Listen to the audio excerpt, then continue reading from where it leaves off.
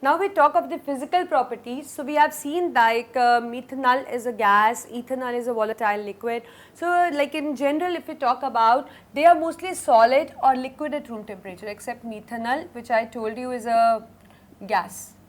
So otherwise they are mostly solid or liquid at room temperature, and they are volatile too.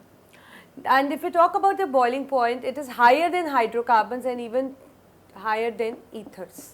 The reason being in them actually there is a dipole-dipole interaction is there, right. But if we talk about the boiling point and we compare it with alcohol, so they have lower boiling point than alcohols.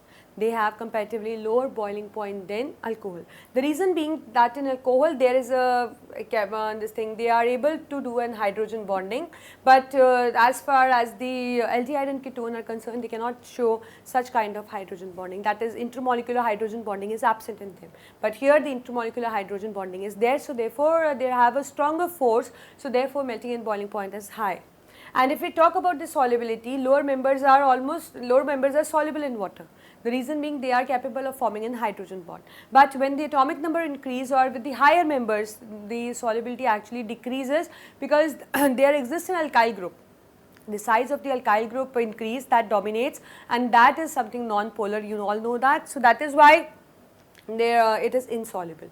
And there is a characteristic feature that higher members have a beautiful fragrance, so that is why they are used in perfumes and dyes. So these are the physical properties.